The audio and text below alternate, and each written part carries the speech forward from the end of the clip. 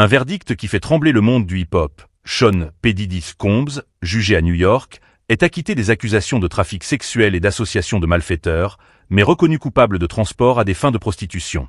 Derrière les paillettes de ces soirées légendaires, se cachait-il un empire d'abus et de manipulation? Les vidéos chocs des freak-offs, les témoignages déchirants de victimes et une affaire loin d'être close promettent encore des révélations. Que s'est-il passé dans ce procès? Quelle peine attend Diddy? Et que réserve l'avenir? Pour les dernières mises à jour, abonnez-vous, activez la cloche, partagez pour dévoiler la vérité.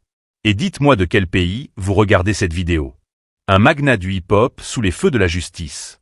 Sean Combs, connu sous les noms de P. Diddy, Puff Daddy ou simplement Diddy, est une icône de 55 ans, rappeur et producteur qui a façonné le hip-hop en lançant des stars via son label Bad Boy. Mais le 17 septembre 2024, son empire vacille. Arrêté à New York, il est placé en détention provisoire dans l'attente d'un procès retentissant. Les accusations sont graves. Diddy aurait orchestré un réseau de trafic sexuel violent, agressant ou violant plus de 120 personnes, dont 25 mineurs, selon leurs avocats, en utilisant alcool et drogue, ecstasy, kétamine, GHB, pour briser leur résistance. Au cœur du scandale, les freak-offs, des soirées sexuelles marathon, parfois sur plusieurs jours, dans des hôtels de luxe transformés en scènes de cauchemar.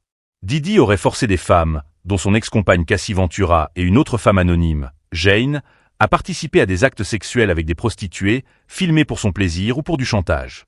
Des témoignages suggèrent même la présence d'autres célébrités lors de ces soirées, alimentant les spéculations sur X et TikTok. L'affaire prend racine en 2023, lorsque Cassie porte plainte pour un viol présumé en 2018, réglé en 24 heures par un arrangement financier. Cette plainte déclenche une avalanche. 120 victimes potentielles se manifestent, bien que ce procès, débuté en mai 2025 à Manhattan, ne concerne que les accusations de Cassie et Jane. Pendant cette semaine, le tribunal devient une arène de révélation. Des vidéos des freak-offs, crues et dérangeantes, sont diffusées, montrant des scènes sous l'emprise de drogue. Une vidéo de 2016, captée par des caméras de surveillance d'un hôtel de Los Angeles, choque. Diddy traîne Cassie au sol et la frappe violemment. 34 témoins, dont Cassie et Jane, défilent à la barre, décrivant un Diddy manipulateur, mêlant amour et terreur. Les deux femmes parlent de menaces sur leur réputation, leur sécurité financière et leur intégrité physique. Diddy, lui, refuse de témoigner, une stratégie courante aux États-Unis, et plaide non coupable, affirmant que tout était consenti. Sa défense, menée par Marc Anifilo, peint les freak-offs comme des soirées libertines entre adultes, loin d'un réseau criminel. Un verdict qui divise et une peine en suspens. Le 2 juillet 2025, après cette semaine de débats intenses, les 12 jurés rendent leur verdict. Diddy est acquitté des chefs les plus graves, trafic sexuel et association de malfaiteurs, passible de la prison à vie. Mais il est reconnu coupable de transport à des fins de prostitution, un chef moins lourd, avec une peine maximale de 10 ans.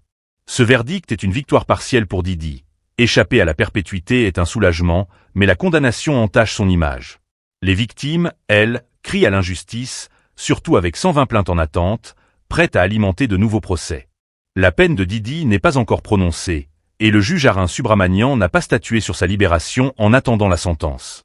Ses avocats plaident pour une remise en liberté, mais le procureur s'y oppose, craignant une fuite ou une influence sur les témoins. Diddy reste donc au Metropolitan Detention Center de Brooklyn, dans des conditions difficiles, tandis que l'attente du verdict final électrise le public. Les preuves du procès ont révélé un monde sombre derrière le glamour. Les vidéos des freak-offs montrent des participants sous l'emprise de drogue, dans des chambres équipées comme des studios. La violence de Diddy envers Cassie, captée en 2016, a marqué les esprits, renforçant l'image d'un prédateur. Pourtant, la défense a su semer le doute, insistant sur le consentement et un style de vie échangiste. Les 34 témoignages, bien que puissants, n'ont pas suffi à convaincre les jurés sur les chefs les plus graves. Les 120 plaintes en attente, incluant des allégations de mineurs, laissent présager une bataille judiciaire loin d'être terminée. Les réseaux sociaux s'enflamment, avec des détectives amateurs disséquant chaque détail, des vidéos au nom de célébrités potentiellement impliquées. Ce procès, suivi par des millions, est devenu un miroir des abus de pouvoir dans l'industrie musicale. Un scandale qui redéfinit le hip-hop. Ce verdict n'est que le début d'une saga judiciaire. Les 120 plaintes en attente menacent de nouveaux procès, et les spéculations sur d'autres stars impliquées dans les freak-offs alimentent les débats en ligne.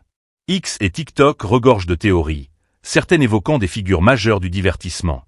L'acquittement partiel de Diddy soulage ses proches, mais sa réputation est en ruine. L'industrie du hip-hop, déjà ébranlée par des scandales similaires, fait face à un reckoning. Jusqu'où les puissants peuvent-ils agir en toute impunité? Les victimes, encouragées par la visibilité de ce procès, continuent de parler, déterminées à obtenir justice. Didi, lui, reste en détention, son avenir incertain.